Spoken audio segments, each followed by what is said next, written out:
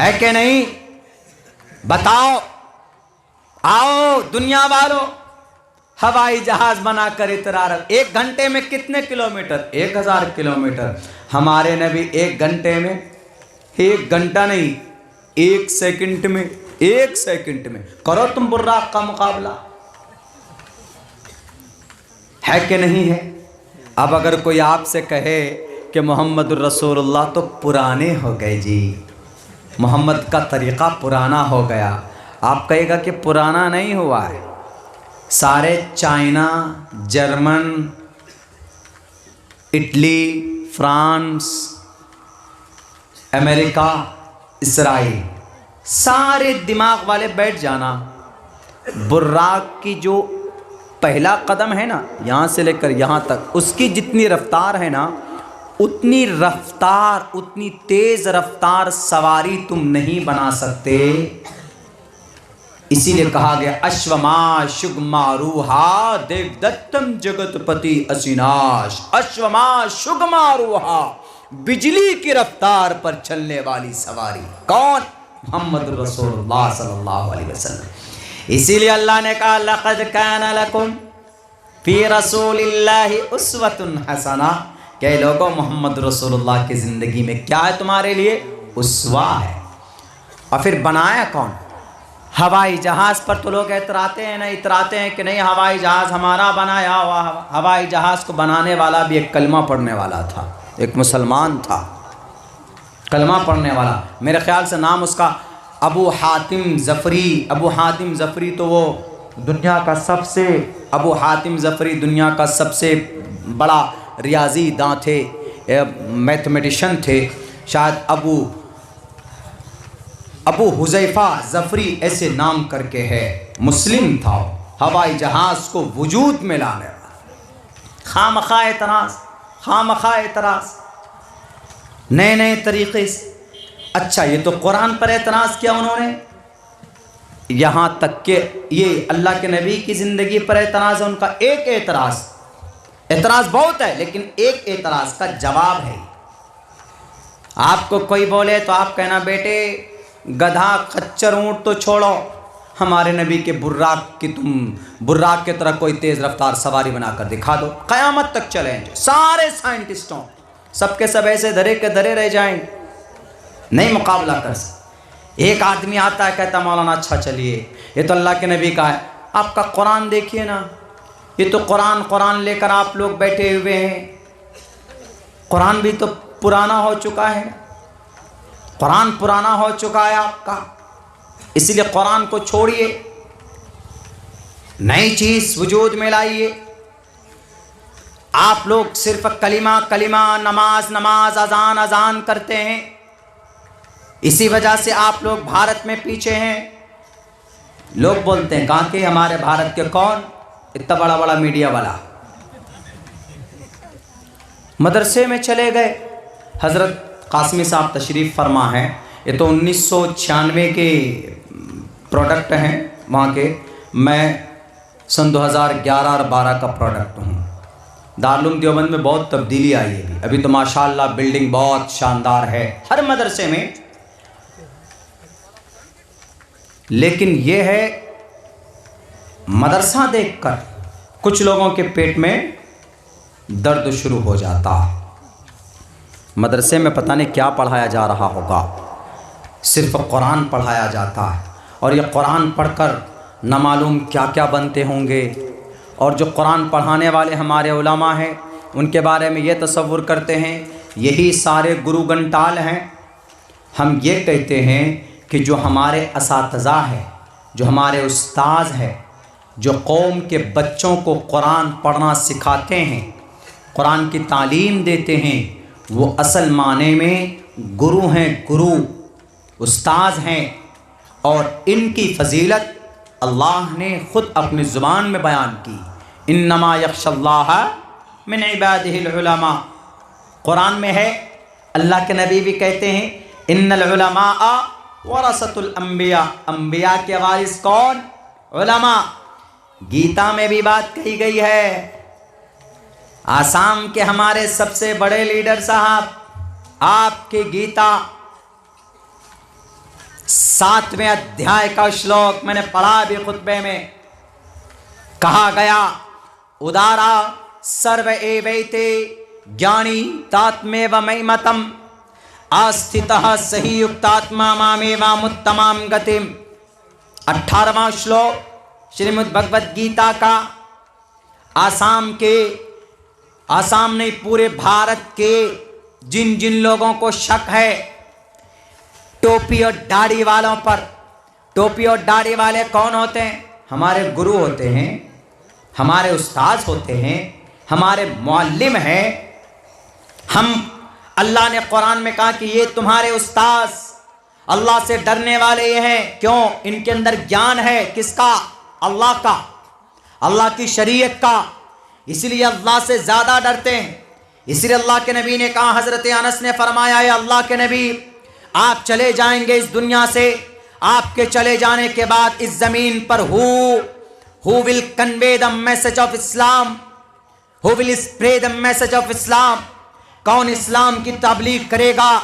कौन कुरान के फरमान को बताएगा? कौन शराब की बुराई को बयान करेगा? कौन जिना की रोकथाम करेगा? कौन इस्लाम का प्रचार करेगा? इस्लाम की अच्छाई और सच्चाई का प्रचार करेगा? तो अल्लाह के नबी अलैहिस्सलाम ने कहा कि घबराओ मत, मेरे चले जाने के बाद इस जमीन पर मेरे नायब आएंगे, मेरे वारिस आएंगे। बाप मर जाता है तो प्रॉपर्टी का जिम्मेदार कौन होता है? बेटा होता है, बेटी होती है। लेकिन यहां पर प्रॉपर्टी की जिम्मेदारी नहीं दी। नबी के पास कौन सी दौलत थी? इल्म की दौलत, इल्म शरीयत की दौलत। इसीलिए अल्लाह के नबी अलैहिस्सलाम ने कहा कि मेरे चले जाने के बाद मेरे वारिस, उलमा को अल्लाह के नबी ने क्या कहा कि मेरे वारिस मेरे काम को करेंगे इस जमीन पर। यानी मेरे चले जाने के बाद इस जमीन पर तालीम का, तबलीग का, अकीदे का, तस्बीह का, जिक्र का, सारे अच्छे काम कौन करेंगे? उलमा करेंगे। इसीलिए उलमा को बुरा मत कहो। अल्लाह के नबी फरमाते हैं, सेम यही बात कौन फरमाते हैं? कृष्ण जी भी फरमाते हैं।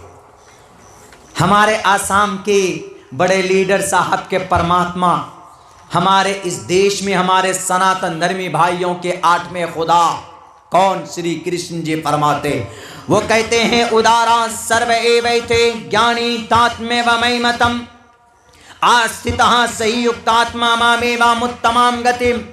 ऐ लोगों, तुम्हारे समाज में, तुम्हारे इलाके में अगर कोई सखावत करता है, 1-2 रुपए खर्च करता है तो उसका सम्मान करो।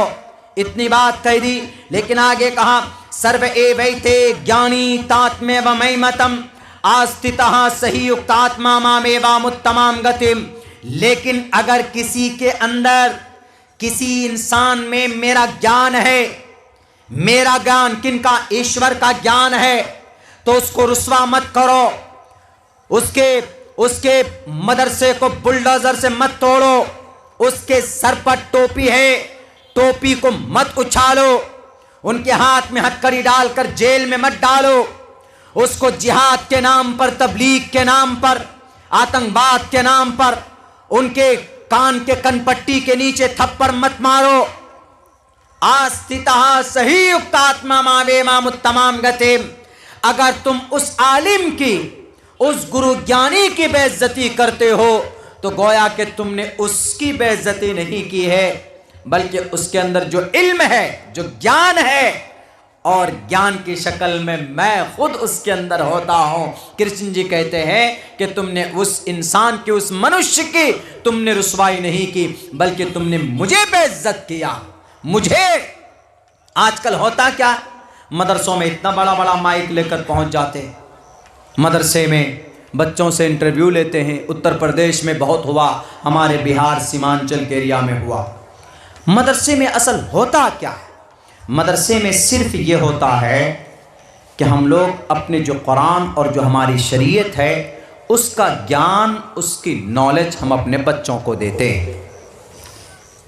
इसका ये मतलब नहीं है कि हम अपने कुरान और शरीयत की तालीम देते हैं तो कुरान और शरीयत की तालीम की वजह से हम डॉक्टर को, इंजीनियर को, प्रोफेसर को हम ये इस लाइन में पढ़ने को नाजायज़ करार देते हैं, ऐसा नहीं है। एक बहुत बड़ा टीवी 9 वर्ष भारत वाला एक मदरसे में पहुंचा। हमारे मदरसे वाले बेचारे सीधे साधे होते हैं, उमूमन दीन दुनिया से कोई उनको लेना देना नहीं। क्यों भाई, दीन से क्या, मीडिया क्या, कैमरा क्या। वो अचानक जनाब इतना बड़ा माइक लेकर पहुंच गया, कैमरा लेकर पहुंच गया। एक छोटा बच्चा, इतना ही बड़ा बच्चा होगा जो कायदा बगदादी नूरानी कायदा वगैरह जो सब पढ़ाया जाता कुरान के लिए, वही पढ़ रहा था। उससे डायरेक्ट पूछता है, ABCD जानते हो, इंग्लिश जानते हो? वो बच्चा डर गया। फिर उससे पूछता है कि बेटे तुम बताओ देश का सबसे पहला प्राइम मिनिस्टर कौन? बच्चा क्या बताएगा, बच्चा तो जीरो है ना, अभी नूरानी कायदा पढ़ रहा है। बच्चा नहीं बता पाया तो कहा कि अच्छा तुम्हारा मोहतमिम साहब कौन है? अब हमारे जो उलमा पहले ज़माने में होते थे, दीन दुनिया से कुछ नहीं, उनको क़ाल अल्लाह क़ाल रसूल, अल्लाह अल्लाह के रसूल, इस पर ज़्यादा ध्यान देते। ABCD वोवेल्स क्या हैं, कैपिटल क्या है, स्मॉल क्या है, इंग्लिश में क्या है, संस्कृत में क्या है, क्या लेना देना। भाई अल्लाह ने क्या कहा, अल्लाह के कुरान में क्या लिखा, वो पढ़ना पढ़ाना मशगला होता था। अपने खानका में गए तो बस अल्लाह अल्लाह कर रहे हैं, अल्लाह के याद में मस्त हैं, तज़किए नफ्स में लगे हुए, दुनिया से तो कोई मामला नहीं। लेकिन जब ज़रूरत पड़ी थी अंग्रेज़ से लड़ने के लिए तो यही लोग आगे थे। याद रखना, आज तुम बड़े बड़े कैमरे में रिकॉर्ड कर रहे हो ना, ये अल्लाह वाले देखो, ये कुरान वाले देखो, यही कुरान वाले हैं, यही अल्लाह वाले जिसका पूरी दुनिया पर एहसान है आज भी। आज़ादी की वजह से नहीं, इसमें तो है ही। इससे पहले भी मैं अभी आपके सामने वो तारीख पेश करूंगा। तो पता है, अब वो मोहतमिम साहब के पास जैसे माइक लेके पहुंचे, मोहतमिम साहब भी बेचारे थोड़े होपलेस हो गए। उन्होंने अरे पता नहीं क्या आ गया मेरे सामने में, इतना बड़ा काला काला माइक कैमरा देखकर डर गए। उनसे पूछा कि आपके मदरसे में क्या पढ़ाया जाता है? साइंस पढ़ाते, मैथ पढ़ाते हैं, हिस्ट्री पढ़ाते हैं, केमिस्ट्री पढ़ाते हैं, फ़लसफ़ा पढ़ाते। अब वो मोहतमिम साहब बेचारे, उन्होंने सोचा कि सवाल पे सवाल, सवाल पे सवाल, बेचारे सीधे साधे जो कुछ भी याद था वो भी भूल गए। उन्होंने कहा कि यहाँ बस हम कुरान पढ़ाते हैं। उनको मौका मिल गया, कहा अच्छा ये बताइए भारत के अंदर में संविधान सबसे पहले कब कबूल किया गया? संविधान कब कबूल किया गया? अरे बाप रे, ये तो थोड़ा हार्ड सवाल है। संविधान भारत में जो हमारा बना, संविधान बनकर जो कबूल हुआ संसद में 26 जनवरी 1950 को, ये तो इम्प्लीमेंट हुआ है, पूरे देश के अंदर में लागू हुआ है। उसी दिन को 26 जनवरी मनाते हैं। लेकिन एक साल पहले 26 नवंबर 1949 को ये कबूल किया गया था। अब इतना हार्ड सवाल पूछ लिया उससे। अब बताइए, जो जिस फील्ड का होगा उसी फील्ड का जवाब देगा ना।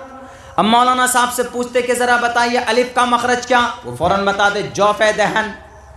बा का मखरज दोनों होठों की तरीका हिस्सा। ता कहाँ से निकलता है वो भी बताते हमारे उलमा, चूँकि वो उस फील्ड के मालिक हैं। लेकिन अब ये ईरान तुरान की पूछ रहे हैं, हिस्ट्री पूछ रहे हैं, तारीख़ पूछ रहे हैं, वो बेचारे हमारे आलिम दीन कहाँ से बताएंगे?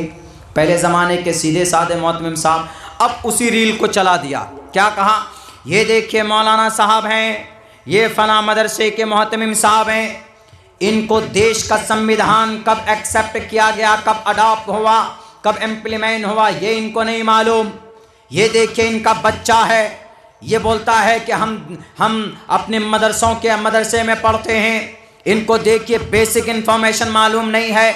हमारा देश का सबसे पहले प्राइम मिनिस्टर कौन था, बच्चे को मालूम नहीं है। आखिर क्या होता है इन मदरसों में, आखिर क्या होता है इन मकातिब में? ये उलमा क्या करते हैं बैठकर? ये सिर्फ कुरान पढ़ाते हैं, ये बच्चों को जिहादी बनाते हैं, ये बच्चों को आतंकवादी बनाते हैं। ये अलग से जोड़ रहे हैं, देखिए सारे के सारे अलग से जोड़ रहे हैं कि कुरान पढ़ाकर आतंकवादी बनाते हैं, कुरान पढ़ाकर जिहादी बनाते हैं, ये कुरान पढ़ाकर उग्रवादी बनाते हैं, ये कुरान पढ़ाकर तालिबानी बनाते हैं, ये कुरान पढ़ाकर मुजाहिदीन बनाते हैं, ये कुरान पढ़ाकर बच्चों को IS में दाइश में भर्ती कराते। ये सारे इल्ज़ामात लगा दिए। सिर्फ किस वजह से? वो बच्चा नहीं जवाब दे पाया और वो मोहतमिम साहब उसको तसल्ली बख्श जवाब नहीं दे पाए, तो उन्होंने कुरान पर एतराज़ कर दिया। मैं जवाब देता हूँ।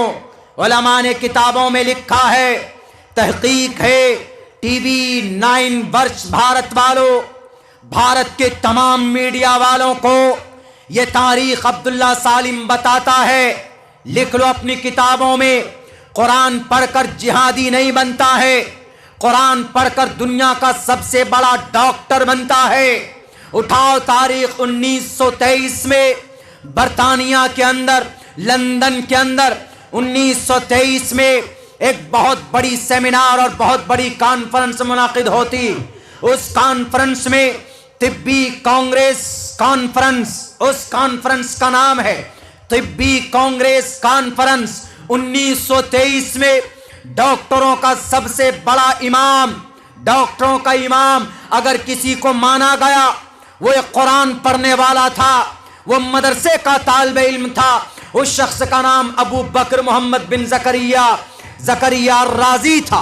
अबू बकर मोहम्मद बिन ज़करिया अर्राज़ी कौन? डॉक्टरों का इमाम। किसी यूनिवर्सिटी में नहीं पढ़ा था। मीडिया वाले, TV 9 वर्ष भारत वाले, तुम बोलते हैं कि कुरान पढ़कर जिहादी बनता है।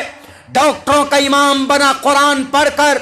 उठाओ आज ये लंदन यूनिवर्सिटी से, कैम्ब्रिज यूनिवर्सिटी से पूछो कि MBBS MD डॉक्टर बनाने के लिए तुम कौन सी किताब पढ़ाते हो?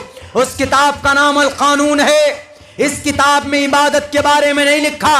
आज भी यह किताब पढ़ाई जाती है लंदन में और हार्वर्ड यूनिवर्सिटी में, कैम्ब्रिज यूनिवर्सिटी में आज भी पढ़ाई जाती। मैं सिर्फ अपनी वाहवाही के लिए रिपोर्ट नहीं पेश कर रहा। मेरी आदत है, जब तक कोई बात मुकम्मल मजबूती के साथ तहकीक नहीं हो जाती तो आपका ये भाई अब्दुल्ला सालिम अपनी जुबान पर नहीं लाता। यह अल कानून किताब लिखने वाला 10 लाख अल्फाज हैं इस किताब में। इस किताब में टॉपिक क्या है पता है? टॉपिक, उन्वान क्या है? इस किताब में मटेरियल क्या है?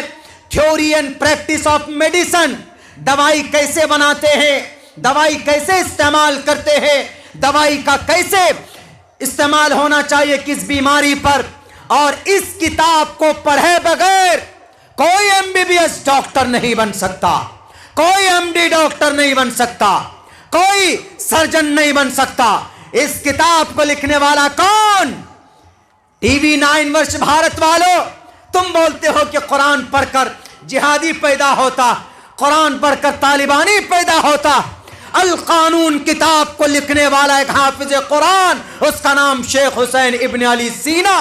जाकर पूछो लंदन के अंदर में, कुरान पढ़कर डॉक्टर